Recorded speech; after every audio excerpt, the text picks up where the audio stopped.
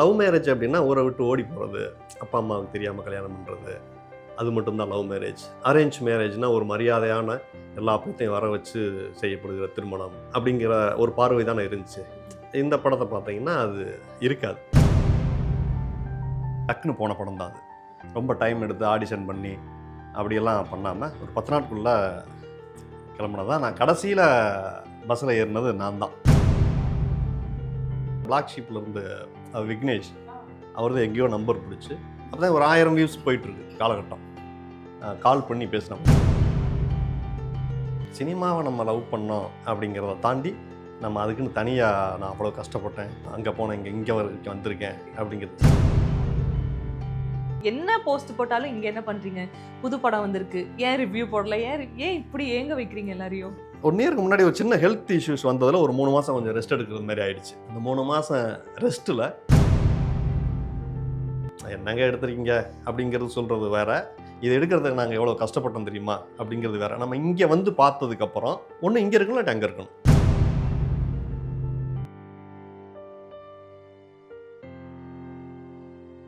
Hey all, take one US, this is Manjula Govindan. இன்னைக்கு என் கூட ஆக்டர் வடிவேல் முருகன் சார் வந்து இணைஞ்சிருக்காங்க. இவங்க கிட்ட நிறைய விஷயங்கள் இன்னைக்கு நம்ம கேட்டு தெரிஞ்சுக்க போறோம். வாங்க. வணக்கம் சார். வணக்கம். லவ் மேரேஜ் மூவி ரிலீஸ் ஆகி ரொம்ப சூப்பராக தேட்டரில் போயிட்டு இருக்கு. இந்த பட வாய்ப்பு எப்படி கிடைச்சது? அந்த படம் முழுக்க டிராவல் பண்ணியிருக்கீங்க, அந்த அனுபவம்லாம் எப்படி இருந்துச்சு? இந்த பட வாய்ப்பு வந்து நித்தம் ஒரு வானம் அப்படிங்கிற படத்துடைய இயக்குனர் ஆர் கார்த்திக் வந்து நம்மளுடைய ஃபோனில் பேசியிருக்காரு. நண்பர் அவர் 2-3 தடவை ஃபோனில் பேசியிருக்கோம், நேரில் பார்த்ததில்லை. ஸோ இது கொஞ்சம் எமர்ஜென்சியாக ஒரு 10 டேஸுக்குள்ளே எல்லா ஆர்டிஸ்ட்டும் சூஸ் பண்ணி டக்குன்னு போன படம் தான் அது. ரொம்ப டைம் எடுத்து ஆடிஷன் பண்ணி அப்படியெல்லாம் பண்ணாமல் ஒரு 10 நாட்குள்ளே கிளம்புனதான். நான் கடைசியில் பஸ்ஸில் ஏறினது நான் தான். நாளைக்கு ஷூட்டுன்னா இன்றைக்கி ஈவினிங் 5 மணிக்கு கால் பண்ணி, அதே வேறு ஒருத்தரை செலக்ட் பண்ணி வச்சுருப்பாங்க போல். கடைசி நேரத்தில் தெரியுமில்ல சினிமாவில், அவங்க டேட் இஷ்யூனால் வேறு ஏதாவது ப்ராப்ளத்தினால டக்குன்னு அவங்க நடிக்க வர முடியாது. அந்த ஆல்டர்னேட்டிவாக போனது தான் நான். கடைசியில் நாளைக்கு ஷூட்டிங்க்கு இன்றைக்கி கால் வந்து உடனே கிளம்பி போய் அப்படி போனது தான். அந்த நண்பர்கிட்ட ஒரு முறை தான் 2 முறை ஃபோனில் பேசியிருக்கேன், பார்த்தது கிடையாது. யூனிட்டில் யாரையுமே நான் பார்த்தது கிடையாது, யாருமே எனக்கு பழக்கம் கிடையாது. ஸோ இதான் பாலைவனத்தில் போய் இறங்கினது மாதிரி தான் இருந்துச்சு. அதுக்கப்புறம் ஒரு 4 நாள் 5 நாள் கழித்து மெல்ல மெல்ல அந்த டீமோட பழக ஆரம்பித்து இன்றைக்கி வந்து ஒரு 20 பேர். அந்த 20 பேரும் டெய்லியும் ஒரு முறையாவது நாங்கள் ஒரு குரூப் காலில் பேசாமல் இருக்க முடியாதுங்கிற அளவுக்கு ஒரு ஃப்ரெண்ட்ஷிப்பாக க்ரியேட் ஆயிடுச்சு. இந்த படம் நமக்கு கொடுத்தது ஒரு நல்ல ஒரு ஃப்ரெண்ட்ஷிப். ஓகே, இந்த படத்தில் வந்து சத்யராஜ் சார் வந்து ஒரு சின்ன ரோலுக்கு வராரு. அது மட்டும் இல்லாமல் அந்த கதையுடைய ஒரு திருப்பு முனையாகவுமே அவர் தான் இருக்கார். ஊர்லேருந்து புறப்பட்டு போகிறவங்களும் இல்லை அடிச்சு கொண்டு போய் அங்கே இருங்க, இங்கே தான் இருந்தாகணும்னு சொல்லி உட்கார வச்சுட்டு போகிறாரு. ஒரு என்னதான் இருந்தாலும் ஒரு குறிப்பிட்ட ஒரு நாளோ இல்லை 2 நாளோ வந்து சத்யராஜ் சார் கூட வந்து ட்ராவல் பண்ணியிருப்பீங்க இல்லையா? அந்த அனுபவம் எப்படி இருந்துச்சு? என்னென்ன பேசுனீங்க, என்னென்ன தெரிஞ்சுக்கிட்டீங்க அவரை பற்றி? அது ரொம்ப உண்மையிலேயே சும்மா பேச்சுக்கு சொல்லலை. ஒரு 40 வருஷமாக ஒருத்தருங்க சினிமாவில் இன்னும் அப்படியே இருக்கிறாங்க. அவங்க இந்த டே 1லேருந்து அந்த சத்யராஜ் அப்படிங்கிற ஒரு பேரை இன்னைக்கு வரைக்கும் மெயின்டைன், நாட் ஓன்லி அவர், இன்னும் 40 வருஷம் 50 வருஷமாக அப்படியே இருக்கிறாங்கல்ல. அங்கே ஒரு இடத்துல கூட அவங்க அவுடேட் ஆகாமல் அப்படியே இருந்துட்டு வரவங்க, பழசாகாமல் அவுடேட் ஆகாமன்னு இருக்கிறாங்கல்ல. எப்படி இருக்கிறாங்கங்கிறது அந்த 1 டே தான். அவர் 2 டே கூட கிடையாது, ஒரே நாள் தான். அந்த ஒரு நாளில் தெரிஞ்சிச்சு. நம்ம சின்ன ஒரு விஷயத்த டைரக்டர் கொடுத்தா அதை அவ்வளோ பெருசாக அவங்க போட்டுக்கிட்டே இருப்பார். அவர் இன்னும் வந்து ஒர்க் பண்ணிக்கிட்டே இருக்கார். அவர் சொல்லும் போது கூட, சார் நான் வர்றதை பூரா நான் சொல்கிறேன், உங்களுக்கு என்ன வேணுமோ அதை எடுத்துக்கங்க, ஆனால் நான் சொல்லிக்கிட்டே இருக்கேன், நான் உங்களுக்கு என்ன வேணுமோ அதை எடுத்துக்கங்க, நான் சொல்லிக்கிட்டே இருக்கேன், நீங்கள் எதுவும் தப்பாக எடுத்துக்காதீங்க சார் அப்படின்ட்டு. அந்த ஃபஸ்ட்டு படம் நான் எக்ஸ்கியூஸ் கேட்டு நம்ம நடிப்போம்ல, இவ்வளோ ஒரு ஸ்டாண்டர்டில் இருந்துக்கிட்டுமே அந்த பெர்மிஷன் டேரக்டர் கிட்ட கேட்டுட்டு இருக்காங்க. கண்டிப்பாக கேட்பார். அதுக்கப்புறம் தான் தெரிஞ்சு அவங்க லாங் டேர்ம் ட்ராவல் பண்ணுறதுக்கான காரணம். இன்னும் வந்து அந்த இயக்குனர், அவர் ஃபஸ்ட்டு படம் இயக்குனருக்கு இவர் 40 வருஷம் அனுபவம் உள்ள இவர். சார் சொல்கிறதெல்லாம் சொல்கிறேன், எதுவாக இருந்தாலும் இப்படி தான் சார் நான் சொல்லிகிட்டே இருப்பேன், உங்களுக்கு எது வேணுமோ கரெக்டாக அதை எடுத்துக்கங்க சார் அப்படின்னு சொல்லிட்டு எக்ஸ்கியூஸாக கேட்பார் அவர். அது ஒரு பெரிய ஆச்சரியமாக இருந்துச்சு. சத்யராஜ் சார் வந்து ஆக்சுவலாக நம்ம ஸ்க்ரீனில் பார்ப்போம், ஒரு ஃபன்னான அந்த மாதிரியான ஒரு தோற்றத்தில் இருப்பார். பிஹைண்ட் த கேமராவுமே சத்யராஜ் சார் அப்படி தானா? அப்படி எந்த ஒரு மாற்றமும் கிடையாது? மாற்றமே கிடையாது. நீங்கள் கேமரா ஆன் ஆஃப் ரெண்டுக்கு வித்தியாசமே இருக்காது. அங்கேருந்து வரும்போதே அப்படித்தான் வருவார். ஒரு 8 பேர் சேர்ந்து நடிக்கிற மாதிரி சீன் வந்து அவரே வந்து உட்கார வச்சு நம்ம பேசி ஒரு தடவை பார்த்துடலாம் அப்படின்னு சொல்லி டைரக்டருடைய வேலையவே அவர் கம்மி பண்ணிடுவார். இதுக்கடுத்து நம்ம இதை பேசிக்கலாம், நீங்களே இதை பேசிக்கங்கன்னு சொல்லிட்டு அவரை அசம்பிள் பண்ணி பேப்பரில் இருக்கிறது உட்காந்து டிஸ்கஸ் பண்ணும்போது பெருசாகும். இங்கே பெருசாகிறது ஷார்ட்டில் டேக்கில் வந்து இன்னும் பெருசாகும். கண்ட்ரோல் பண்ணால் போதும், அவ்வளோ கண்டென்ட் கொடுத்துக்கிட்டே இருப்பார் அவர். இப்போ வந்து இந்த படத்துக்கு வந்து இந்த லவ் மேரேஜ்னு ஒரு படம் பண்றோம், நீங்க நடிக்க போறீங்கன்னு ஃபோன் பண்ணி கூப்பிட்டோன்னே உங்களுக்கு எல்லாருக்குள்ளேயுமே ஒரு எதிர்பார்ப்பு இருக்கும். ஒரு சின்ன ரோலா இருக்கட்டும், இல்ல பெரிய ரோலா இருக்கட்டும், நமக்கு இப்படி எல்லாம் இருக்கும், நமக்கு ஸ்க்ரீன்ல இந்த அளவுக்கு ஸ்பேஸ் இருக்கும் அப்படின்ற மாதிரி ஒரு எதிர்பார்ப்போடு கிளம்பி போயிருப்பீங்களா பட ஷூட்டிங்க்கு. படம் முடிஞ்சு தேட்டர்ல அந்த படம் பார்க்கும் பொழுதுமே அந்த எதிர்பார்ப்பு அப்போ வரைக்குமே இருந்துச்சா? நீங்க எதிர்பார்த்த மாதிரி அந்த ரோல் இருந்துச்சா உங்களுக்கு? அதான் கதை என்னன்னு கேட்கும்போது கதை சொன்னாங்க, இந்த மாதிரி ஒரு கதை அப்படின்னு சொல்லிட்டு. நமக்கு சின்னதாக பெருசா அப்படின்னு சொல்லிட்டு பார்க்க முடியாது. பார்க்குற இடத்துல நம்ம இந்த நேரத்தில் இல்லை.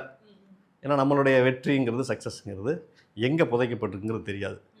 ஒரு படத்தில் 2.5 மணி நேரம் படத்தில் 2 மணி நேரம் வருவோம், ஒர்க் ஆகலைன்னா இல்லை, 2 சீன் வருவோம், அது ஒரு பெரிய அளவில் சக்ஸஸ் ஆகிறதுக்கு வாய்ப்பு இருக்குது. அதனால் எதையுமே ரிஜெக்ட் பண்ணுற இடத்துல நம்ம இல்லை. ஆக்சுவலாக இது வந்து ரொம்ப சின்ன கேரக்டர் தான். 2 உசிலம்பட்டி மாதிரி ஒரு ஊர்லேருந்து கோபிச்செட்டிப்பாளையம் மாதிரி ஒரு ஊருக்கு நிச்சயம் பண்ணி கல்யாணம் பண்ண போகிற ஒருத்தன், அந்த 2 ஃபேமிலிக்கும் நடுவில் ஒருத்தன் இருந்தால் பெட்டராக இருக்குன்னு சொல்லிட்டு தமிழில் க்ரியேட் பண்ண கேரக்டர் தான் அது. அது ஆக்சுவலி ஒரிஜினல் அங்கே இருக்காது, தெலுங்கில் வந்து அது இருக்காது. அது சும்மா செட் ப்ராப்பர்ட்டி மாதிரி அங்கே இருந்தால் போதும்னு கிரியேட் பண்ண கேரக்டர் தான் சார். பட் ஆனால் கதையை திருப்பி போட்டதே நீங்க தான் சார். அவங்க பாட்டுக்கு பஸ்ல ஏறி போய் சேர்ந்துருப்பாங்க, ஸ்டார்ட் பண்ண வண்டியை நிப்பாட்டுன்னு சொல்லி நேரம் ஆகலன்னு சொல்லி கதையை திருப்பினதே நீங்க தான். செட் ப்ராப்பர்ட்டிலாம் கிடையாது, முக்கியமான ரோல் தான். இல்லை அதுதான், அது அப்படி தான் இருந்தது அது. அப்புறம் அங்கே போக இந்த கேரக்டர் நல்லா இருக்கே, அது முடிஞ்சளவு அதை டெவலப் பண்ணலாம்னு டைரக்டர் சொன்னார். அப்புறம் நம்மளும் சேர்ந்து பேசி அதை இப்போ நீங்கள் சொன்னது மாதிரி சும்மா செட் ப்ராப்பர்ட்டி மாதிரி இருக்கிற ஒரு கேரக்டர் ஒரு முக்கியமான ஒரு கேரக்டர் ஆட்டோமேட்டிக்காக மாறிடுச்சு. அதற்கான முழு சுதந்திரமும் இயக்குனர் வந்து கொடுத்தாரு. நம்ம பேசுகிறது எல்லாமே கேட்பார். இப்போ நம்ம ஒரு விஷயம் சொல்கிறோங்கிறது பிரச்சனை இல்லை, நம்ம சொல்கிறத கேட்குறாங்க அப்படிங்கிறது தான் நமக்கு அங்கே பெருமை. ஸோ சொல்கிறதெல்லாம் அவர் அப்சர்வ் பண்ணுவார், நல்லா இருக்கிறது எல்லாமே வச்சுப்பார். ஓகே, ஒரு விஷயம் லிசன் பண்ணுறதே பெரிய விஷயம் இல்லையா? மற்றவங்க நம்ம சொல்கிறாங்க, எவ்வளோ கண்டென்ட் யோசிக்கலாம், நம்ம யோசிக்கிறத அவர் கேட்கணும், அதை அக்செப்ட் பண்ணி அதை வைக்கணும். அது இல்லை நான் சொல்கிறத செஞ்சுட்டு போங்க சார், எதுக்கு சார் அப்படின்னு சொல்லிட்டாங்கன்னா முடிஞ்சிடலாங்க. ஏன்னா இங்கே மெஜாரிட்டி அந்த மனநிலை இருப்பாங்க, அவங்க ஒரு லாக் ஆகி நிற்பாங்க. இல்லை சார் அவ்வளோக்கெலாம் டைம் இல்லை, சொல்கிறத மட்டும் செஞ்சுருங்க. ஆமாம், அந்த மாதிரி இல்லாமல் நல்லா அவர் ரசிப்பார் முதல்ல. அது எல்லா கிரெடிட்டுமே இயக்குனருக்கு தான். ஆக்சுவலாக வடிவேல் முருகன்ற பெயரை தாண்டி எல்லாருக்கும் கோடாங்கினா தான் என்னன்னு யார் அப்படிங்கிற மாதிரியே தெரிய வருது. இப்போ வரைக்கும் அந்த கமெண்ட்ல நீங்கள் ஒரு போஸ்ட் உங்களுடைய சோஷியல் மீடியாவில் ஒரு போஸ்ட் போட்டாலுமே, யோ இங்கே என்னையா பண்ணிட்டு இருக்க, போயிட்டு தயவு செஞ்சு ரிவ்யூ போடு அப்படின்ற மாதிரி கெஞ்சி கூத்தாடிட்டு இருக்காங்க. ஒரு சாதாரண பையன், ஒரு ரிவ்யூவர், ஒரு ஆக்டர், இது எப்படி இங்கேருந்து? இது எல்லாத்துக்குமே காரணம் சினிமா தான்.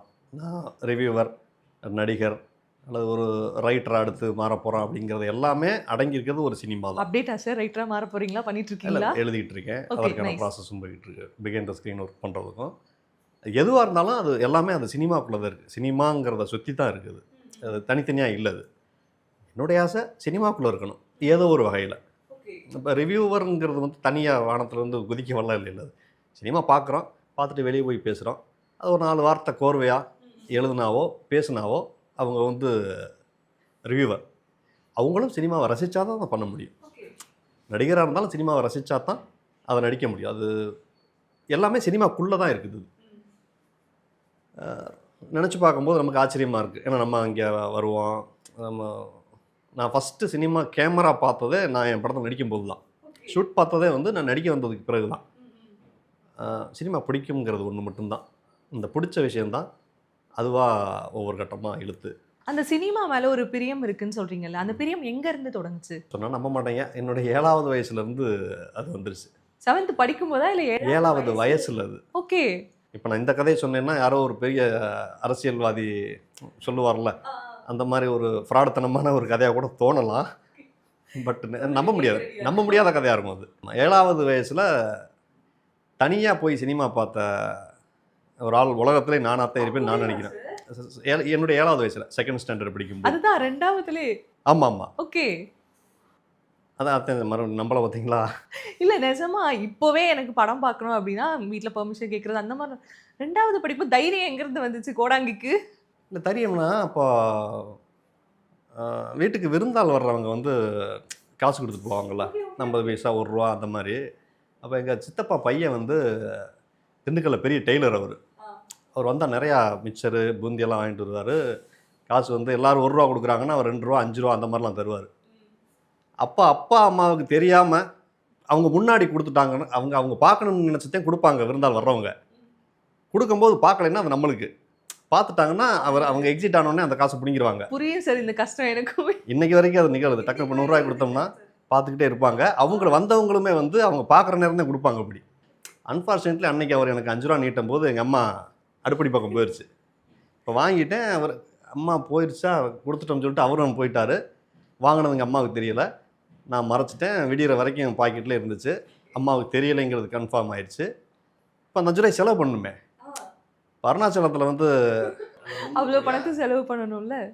எந்த வழியில் செலவு பண்ணுறதும் போது தான் சரி சினிமா. எங்கள் அக்கா அதுக்கு முன்னாடி வந்து எங்கள் அக்கா தனியாக சினிமா போகும்போது என்னை ஹெல்ப் கூப்பிட்டு போவாங்க.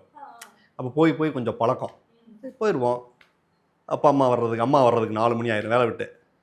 அப்பா அண்ணெல்லாம் வர்றதுக்கு 7 மணி ஆகிடும். அதுக்குள்ளே நம்ம போயிட்டு வந்துடும் சொல்லிட்டு ₹1.75 தானே அப்போ டிக்கெட்டு வில்லேஜில் எல்லாம். அப்பையும் போய் எனக்கு 50 பைசா மிச்சம் இருந்துச்சு படம் பார்த்துட்டு உண்டு. அப்படி வைஜெயந்தி ஐபிஎஸ்னு ஒரு படம் தான் தனியாக போய் பார்த்துட்டு அப்படி வந்தேன். அங்கே ஆரம்பிச்சது தான் இப்போ இங்கே வரைக்கும் அது நிற்குது. ஓகே, ஆக்சுவலாக நான் ரிவ்யூ வந்து ஒவ்வொருத்தருக்கும் ஒரு ஸ்டைல் இருக்கும். ஆனால் பொதுவாகவே இப்படி தான் சொல்லணும். உங்களுடைய ரிவ்யூ கொஞ்சம் வித்தியாசமாகவே இருக்கும். லைக் எப்படி சொல்கிறது, ஒரு டேரக்டர் உட்காந்து கதையை யோசிக்கிற மாதிரி ரிவ்யூ சொல்கிறது, சமையல் பண்ணுற மாதிரி. எப்படி சார் இந்த ஐடியா எங்கேருந்து பிச் பண்ணீங்க? வசனம்ங்கிறதே எல்லாமே ஒரு மாதிரி பண்ணிக்கிட்டு இருக்காங்கல்ல, அதில் வந்து கொஞ்சமாவது நம்ம வித்தியாசம் பண்ணாதான் பார்ப்பாங்கங்கிற ஒரு ஐடியா தான் அது. எல்லோரும் மாதிரியே உட்காந்து பேசினா 10ஓட 11 அதை பேசுகிறதுக்கு 10 பேர் இருக்காங்கல்ல, நம்ம அதிலேருந்து வேறு விதமாக ஏதாவது பண்ணுவோம் அப்படின்ட்டு தான் இந்த மாதிரி இன்கிரியன்ஸ் போட்டு ரெடி பண்ணுறது. அதெல்லாம் சும்மா அப்படியே கிரியேட் பண்ணது. அது நல்ல கமெண்ட்ஸ், இந்த கமெண்ட் என்னால் மறக்கவே முடியாது, நான் பண்ண ரிவ்யூக்கு இந்த மாதிரியான ஒரு கமெண்ட் வந்திருக்கு அப்படிங்கிற மாதிரி. அப்படின்னா ஃபஸ்ட்டு அப்ரிஷியேஷன் கொடுத்தது வந்து இப்போ 1000 வியூஸ் 1500 வியூஸ்லாம் போய்கிட்டு இருக்கும்ல, அந்த டைமில் பிளாக் ஷீப்லேருந்து விக்னேஷ் அவர் தான் எங்கேயோ நம்பர் பிடிச்சி அப்போ தான் ஒரு 1000 வியூஸ் போயிட்டுருக்கு காலகட்டம். கால் பண்ணி பேசினப்பானே யூனிக்காக இருக்குண்ணே. ரொம்ப அப்போ வந்து விக்னேஷ் வந்து பெரிய நடிகர். அப்போ 2-3 படங்கள்லாம் நடிச்சிருந்தார், யூடியூப்பில் வெரி ஃபேமஸ்ஸு. ஃபஸ்ட்டு அப்ரிஷியேஷன் விக்னேஷ்காந்த்கிட்ட தான் வந்துச்சு. ரொம்ப சந்தோஷமாக இருந்துச்சு. எங்கேருந்தோ நம்ம ஏதோ ஒரு மூலையில் உட்காந்து பண்ணிகிட்டு இருக்கோம், அது அங்கே போய் அதை நம்பர் பிடிச்சி அது நல்லா பண்ணுறீங்க, அதை அப்படி தொடர்ந்து பண்ணுங்கன்னு அப்ரிஷியேஷன் பண்ணுறதுக்கு ஒரு பெரிய மனசு வேணும்ல. அது எனக்கு பாராட்டுறதுக்கு தானே இங்கே இல்லை. ஆக்சுவலாக அதை நானே பண்ணுவேன்னு கேட்டால் தெரியல. அவர் பண்ணது வந்து முதல் அங்கீகாரம், அது எனக்கு மறக்க முடியாது. ஒரு சாதாரண மிடில் கிளாஸ் ஃபேமிலியிலேருந்து ஒருத்தவங்க வந்து மீடியாக்குள்ளே வராங்க அப்படிங்கிறது அது நிறைய பேர் ஒரு போராட்டம்னே சொல்லலாம். எடுத்த உடனே ஈஸியாலாம் யாராலையுமே வந்துட முடியாது, நிறைய விஷயங்களை கடந்து தான் வந்திருப்பாங்க. அந்த மாதிரி வடிவேல் அவர்களுடைய வாழ்க்கையில் இந்த விஷயத்தை என்னால் மறக்கவே முடியாது, இந்த விஷயம் இல்லைனா என்னால் ஒரு சில விஷயங்களை சாதிச்சிருக்கவும் முடியாது அப்படிங்கிற ஒரு மூமெண்ட் இருக்கா? இல்லை, எதுவுமே இது வரைக்கும் நம்ம பிளான் பண்ணி பண்ணவே இல்லை. அதை மறுபடியும் சொல்கிறது, சினிமாவை நம்ம லவ் பண்ணோம் அப்படிங்கிறத தாண்டி நம்ம அதுக்குன்னு தனியாக நான் அவ்வளோ கஷ்டப்பட்டேன், அங்கே போனேன், இங்கே வரைக்கும் வந்திருக்கேன் அப்படிங்கிறது. சினிமாவை நேசித்தோம். அதிகபட்சமாக ஒரு எங்கள் பக்கத்து ஒரு தேட்டரில் இருக்கிற ஒரு தேட்டருக்கு வாரத்துக்கு 2 படம் மாற்றுவாங்க. அந்த தேட்டரில் போஸ்டர் ஒட்டுற வேலை பார்க்கணுங்கிறது தான் எனக்கு அதிகபட்ச ஆசையே.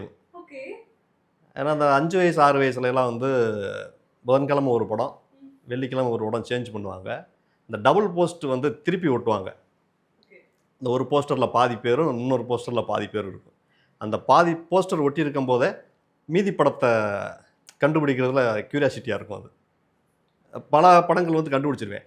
இது எம்ஜிஆர் சிவாஜி கால படங்கள்லாம் ரொம்ப கஷ்டம். அது இப்போ நீதிக்கு அப்படின்னா இந்த பக்கத்தில் தலைவணங்கு இருக்கா, தண்டனை இருக்கா, கௌரவம் இருக்கான்னு தெரியாது. அதை க்யூரியாசிட்டியாக கண்டுபிடிக்கிறது அதிகபட்சம் தக்கம் மாதிரி. ஆமாம், இப்போ தங்கப்பன்னா கண்டுபிடிச்சலாம், அதுக்கடுத்து தக்கம் தான் இருக்குன்னு. இப்போ நீதிக்குன்னு இருந்துச்சுன்னா நீதிக்கு தண்டனை, நீதிக்கு தலைவணங்கு, நீதிக்கு பின் பாசம், இப்படி நிறைய டைட்டில் இருக்கும்ல. இது எதா இருக்கும் பின்னாடி? சார் ஆக்சுவலாக இப்போ வந்து நம்ம முடிஞ்சிருச்சு அதனால சொல்லி சிரிக்கிற மாதிரி இருக்குது. பட் அந்த நிலைமையில் எப்படி இருக்குது, நமக்கு முதல் படம் ஒன்று கமிட் ஆகிருக்கு, லாக்டவுனில் கேன்சல் ஆகிடுச்சு, இதுக்கப்புறம் நடக்குமா என்னன்னு தெரியாது, அந்த ஒரு குழப்பம் மனசுக்குள்ளே ஓடிட்டே இருக்கும்ல. அப்போ எப்படி சார் இருந்துச்சு? இப்போ சிரிக்கிறோம், பட் அந்த நேரத்தில் உங்களுடைய மனநிலை? நம்மளை ஒரு ஆள் வந்து கூப்பிட்டு அக்ரிமெண்ட்டில் சைன்லாம் வாங்கிட்டாங்கல்ல, அது வரைக்கும் போதும். படம் நடந்தாருன்னா நடக்காட்டியாங்கிற ரேஞ்சுக்கு தான் போதும். இதுவே நமக்கு பெருசு. யார் சார் நீங்கள் சைன் போட்டதே போதும் பெருசுதான்? இல்லை, நம்மளை கூப்பிட்டு உட்கார வச்சு பண்ணீங்க, இன்டர்வியூ எடுக்கிறீங்க, எடுத்ததே போதும். இது டெலிகாஸ்ட் ஆனால் ஆகிட்டா அது தப்பாக சரியானு தெரியல. இப்போ இது வரைக்கும் வந்திருக்கோமே நம்ம, இதை நம்ம எதிர்பார்க்கலையா? இப்போ இங்கே வந்து இந்த படம் வந்து பெருசாகி அது வந்து ஃப்யூச்சர். அது நடக்கலாம், நடக்காமல் போகலாம், என்ன வேணாலும் ஆகலாம். பட் இது வரைக்கும் வந்தது பெருசு அப்படிங்கிற சந்தோஷம் தான். இது இந்த ப்ரொடியூசர் பார்த்தா ஏன்டா உடனே ஒரு ஆள் கூப்பிட்டு நான் சைன்லாம் வாங்கினதுக்கு நடந்தானே நடக்காட்டி என்னன்னு அது வரைக்கும் வந்தது பெருசு அப்படின்னு தான். நாளைக்கு என்ன நடக்குன்னு தெரியாது, இந்த அளவுக்கு வந்தது பரவாயில்ல. தமிழ்ல ஒரு சேஸ் இருக்குல்ல, போதும் என்ற மனமே பொன் செய்யும் மருந்து, அந்த மாதிரி தான் இருக்கு. இன்டர்வியூ கொடுத்துறேன், எனக்கு இது போதும், நீங்க போடுறீங்களோ போடலையா அது உங்க விருப்பம் அப்படிங்கிற மாதிரி. எப்படி சார் ஒரு மனுஷனால இதெல்லாம் இவ்வளோ டேக் இட் ஈஸியாக கடந்து போக முடியும்? வாங்கிட்டு வந்த செருப்படிகள் தான். நம்ம நினைப்போம் இந்த இந்த மொமெண்ட் வந்து நம்ம லைஃப் அப்படி பெருசாக சேஞ்ச் பண்ணி விட்டுறோம், இனிமேல் பாரு அப்படின்னு. அது அடுத்து பயங்கரமான ஒரு ஃபெயிலியர் வரும்போது ஏமாற்றம் ஆயிரும் அது. ஸோ கொஞ்சம் எதிர்பார்க்குறத குறைச்சிட்டோம்னா, நம்மளை பொறுத்த வரைக்கும் பிரபஞ்சம் நான் இங்கே வருவேன்னு நான் எதிர்பார்க்கல, அதை இங்கே கொண்டு வந்து நிறுத்தியிருக்கு. எனக்கு தேவையானதை எனக்கு தேவையான நேரத்தில் கரெக்டாக அது கொடுக்கும். முன்னாடியே கொடுத்து நான் ஃபெயிலியர் ஆகிறத விட கரெக்டான நேரத்தில் கொடுக்குறேன், அப்போ நீ கரெக்டாக அதை பார்த்துக்கிடுவ அப்படிங்கிற ஒரு நம்பிக்கை வர்றப்போ அது தானாக கொடுக்கும் அது. ஸோ அது வரைக்கும் நம்ம போய்கிட்டே இருப்போம். எதிர்பார்க்கும் போது தான் நான் ஏமாற்றம் வரும். இருந்தாலும் அந்த கோடாங்கிக்கு ஒரு ரசிகர்கள் பட்டாளமே இருக்கு. அவங்க கிட்டத்தட்ட 1 வருஷமா ஏன் இப்படி காக்க வச்சுட்டு இருக்கீங்க? அடுத்தடுத்து உங்களுக்கு என்ன போஸ்ட் போட்டாலும் இங்க என்ன பண்றீங்க? புது படம் வந்திருக்கு, ஏன் ரிவ்யூ போடல? ஏன் இப்படி ஏங்க வைக்கிறீங்க எல்லாரையும்? 1 இயருக்கு முன்னாடி ஒரு சின்ன ஹெல்த் இஷ்யூஸ் வந்ததில் ஒரு 3 மாதம் கொஞ்சம் ரெஸ்ட் எடுக்கிறது மாதிரி ஆயிடுச்சு. அந்த 3 மாதம் ரெஸ்ட்டில் கொஞ்சம் பார்வை வந்து கொஞ்சம் வேறு பக்கம் போக ஆரம்பிச்சிச்சு. அப்புறம் சில படங்கள் வரிசையாக படங்கள் ஒரு 4-5 படங்கள் கமிட் ஆகும் பொழுது 2 எத்திக்ஸாக வந்து கிரிட்டிசிசமும் கிரியேட்டிசமும் ஆப்போசிட். ஒன்று இங்கே இருக்கணும், இல்லாட்டி அங்கே இருக்கணும். என்னங்க எடுத்துருக்கீங்க அப்படிங்கிறது சொல்கிறது வேறு, இதை எடுக்கிறதுக்கு நாங்கள் எவ்வளோ கஷ்டப்பட்டோம் தெரியுமா அப்படிங்கிறது வேறு. நம்ம இங்கே வந்து பார்த்ததுக்கப்புறம் ஒன்று இங்கே இருக்கணும், இல்லாட்டி அங்கே இருக்கணும். 2யும் வந்துட்டு இந்த பக்கம் இவங்ககிட்ட ப்ரொடக்ஷனில் சாப்பிட்டுட்டு அவங்க காரை யூஸ் பண்ணிவிட்டு அவங்கக்கிட்ட சம்பளம் வாங்கிட்டு இந்த பக்கம் போய் அதை விமர்சனம் பண்ணுறதுங்கிறது தர்மமாக எத்திக்ஸாக அது கொஞ்சம் எனக்கு முரண்பாடாக இருந்ததுனால தான் சரி கொஞ்சம் ஹோல்ட் பண்ணி வைக்கலாம். இயற்கை என்ன வச்சிருக்கு அப்படிங்கிறது தெரியல, போவோம். இருந்தாலும் ரொம்ப ஹோல்ட் பண்ண வேணாம். இப்போ வந்து டக்குன்னு ஒரு செக்மெண்ட் மாதிரி போயிடலாம். உங்களுடைய கோடாங்கி ரசிகர்களுக்காக எல்லாருக்காகவும் இந்த லவ் மேரேஜ் படத்தை உங்க பாணியில் ஒரு ரிவ்யூ கொடுத்தா நல்லாயிருக்கும். சிம்பிளாக சொல்ல போனோம்னா எனக்கு பிடிச்ச விஷயம் லவ் மேரேஜில், லவ் மேரேஜ் அப்படின்னா ஊரை விட்டு ஓடி போகிறது, அப்பா அம்மாவுக்கு தெரியாமல் கல்யாணம் பண்ணுறது, அது மட்டும்தான் லவ் மேரேஜ். அரேஞ்ச் மேரேஜ்னால் ஒரு மரியாதையான எல்லா பேர்த்தையும் வர வச்சு செய்யப்படுகிற திருமணம் அப்படிங்கிற ஒரு பார்வை தானே இருந்துச்சு. இந்த படத்தை பார்த்தீங்கன்னா அது இருக்காது. லவ் மேரேஜுக்கான அர்த்தம் இப்போ அரேஞ்ச் மேரேஜ்லேயே லவ்வில் என்ன, அது எப்படி மேரேஜ் ஆகும்? லவ் இருந்தால் தான் அது மேரேஜ். ஸோ லவ் மேரேஜ்னால் என்ன, அதனுடைய அந்த அந்த அந்த வார்த்தைக்கான அர்த்தம் என்ன அப்படிங்கிறத கிளைமேக்ஸில் ரொம்ப கரெக்டாக சொல்லியிருக்காரு அப்படின்னு எனக்கு பிடிச்சது அதுதான். எப்போவுமே நம்மளுடைய வெற்றியை நம்ம எந்த அளவுக்கு கொண்டாடுறோம் அப்படிமோ, நம்ம கூட இருக்காங்கல்ல அந்த சக நண்பர்களாக இருக்கட்டும், சக ஆர்டிஸ்டாக இருக்கட்டும், அவர்களுடைய வெற்றியையும் கொண்டாடுறது அப்படிங்கிறது இப்போ இருக்க நிறைய பேர்கிட்ட இருக்கா இல்லையாங்கிறது எனக்கு அப்படின்னு தெரியல. உங்களுடைய போஸ்ட்டில் நான் ரொம்ப சர்ச் பண்ணி பார்க்கும்போது எனக்கு பிடிச்சிருந்த விஷயம், பரவாயில்ல இப்படியும் இருக்காங்க அப்படின்னு எனக்கு தோணுன விஷயம் தான் ரமேஷ் திலக் சார் இந்த படத்துலையுமே சேர்ந்து பண்ணியிருக்காங்க. அவருக்கு ஒரு விருது கிடைக்கும் பொழுது அதை நீங்கள் போட்டு வாழ்த்துக்கள் அப்படின்னு சொல்லும் பொழுது நிஜமாவே அது ஒரு பாராட்டத்தக்க விஷயம் தான். இது வந்து மற்றவங்களுக்கு பார்க்கும்பொழுது ரொம்ப சிம்பிளாக அப்படிங்கிற மாதிரி தான். ஏன்னா ஒரு நார்மலாக விஷ் பண்ணுறதுன்றது ஒரு சாதாரணமான ஒரு விஷயம் தான், ஒரு 2 நிமிஷம் கூட ஆகாது. ஆனால் அதற்கு ஒரு டைம் எடுத்து நம்ம போடுறதுக்கு ஒரு மனசு ஒன்று இருக்குல்ல, அது நிச்சயமாக தான் இருக்குது. ரமேஷ் திலக்குக்கும் உங்களுக்கும் இருக்கக்கூடிய அந்த உறவை சொல்லுங்கள். எப்படி சார் இப்படி இருக்கீங்க, டேக் இட் ஈஸியாக போயிடுறீங்க, யாரையும் போட்டியாக நினைக்கிறது கிடையாது, எப்படி இந்த ஒரு பக்குவம்? அது நமக்கு விதிக்கப்பட்டது வரும். அது பகவத்கீதை தான், குரானா பகவத்கீதை இதெல்லாம் ஒன்று சொன்னது மாதிரி நமக்கு விதிக்கப்பட்டது நம்மளை தேடி ஒரு நாள் கண்டிப்பாக வந்தே தரும். ரொம்ப அருமையாக கேட்டீங்க அவர் ரமேஷ் சாருக்கும் எனக்கும். இந்த படத்தில் வந்து அந்த டீமோட சேர்ந்து நெருக்கமாக பயணிக்கிறதுக்கு மிக முக்கியமான முதல் காரணம் வந்து அவர் ரமேஷ் திலக் தான். அது ஏன்னா அவர் தான் முதல்ல எனக்கு அங்கே அறிமுகமானார், அங்கே தான் பழகணும். ஆக்சுவலாக இந்த படத்தில் ஒரு சீன் வரும் இன்டர்வல் பிளாக்கு முன்னாடி, சத்யராஜ் சார் வந்துட்டு போனதுக்கப்புறம் தூக்கநாயக்கம்பாளத்தில் ஒரு பொண்ணு இருக்குது போய் பார்க்கலாம்னு ஒரு சீன் வரும்ல. ஆக்சுவலாக அது எனக்கு இல்லை, மொத்த சீன் அவருக்கு இருந்தது தான். அந்த சீனில் நான் கிடையாது. அவர் தான் வந்து கவலைப்படாத ராமு அப்படின்னு சொல்லிட்டு ஆறுதல் சொல்லிட்டு உங்களை நினச்சா தான்டா எனக்கு ரொம்ப கஷ்டமாக இருக்குது அப்படிம்பாரு ஹீரோ. அதில் நான் இல்லை.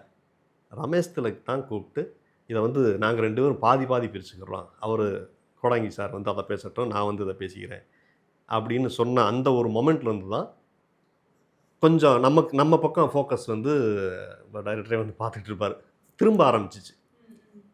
ஸோ ஸோ அந்த அந்த ஸ்பேஸ் இருக்குல்ல. ஏன்னா இப்போது எல்லாத்தையும் நானே பேசணும், நான் ஸ்கோர் பண்ண வேண்டிய சீனை வந்து எதுக்கு இன்னொருத்தர் கொடுக்கணும் அப்படிங்கிறது ஜென்ரலாகவே இருக்கும். நமக்குமே இருக்கும், இந்த இடத்துல நம்ம கைதட்டு வர வேண்டியது எதுக்கு இன்னொருத்தர் கொடுக்கணும் அப்படின்னு சொல்லிட்டு. ஆனால் அந்த எதுவுமே இல்லாமல் பாதி பாதி பேசிக்கிறோம் அப்படின்னு சொல்லிட்டு பிரித்து கொடுத்தது அவர் தான். அந்த பிரித்து கொடுத்த அந்த ஒன் பாயிண்டில் தான் அந்த டீமோட இன்னும் கொஞ்சம் நம்ம நெருக்கமாகறதுக்கு ஒரு வழி அங்கே தான் கிடச்சிச்சு. ஸோ இந்த நேரத்தில் இங்கே நான் அவருக்கு மிகப்பெரிய நன்றி சொல்லிக்கிறேன். நாங்கள் வாழ்த்து சொன்னதெல்லாம் ஒரு மேட்டரே கிடையாது. ஒரு பெரிய டயலாக்கை நாங்கள் 2 பேரும் பிரித்து கொடுக்குறோங்கிறதுக்கு முன்னாடி சும்மா நம்ம வாழ்த்து சொல்கிறதுலாம் ஒரு பெரிய விஷயமே கிடையாது. ஸோ அவர் அந்த வகையில் ரொம்ப பெரிய மனுஷன். உங்களுடைய டைமை வந்து எங்களுக்காக ஸ்பெண்ட் பண்ணி நிகழ்ச்சியில் பங்கேற்று பல இன்ட்ரெஸ்டிங்கான விஷயங்களையும் பழைய கோடாங்கியே திருப்பி எடுத்திருக்கோம். அந்த பெருமையோட உங்களுக்கு வந்து ரொம்ப மனநிறைவான நன்றியை தெரிவிச்சுக்கிறேன். நன்றி சார். ரொம்ப நன்றி.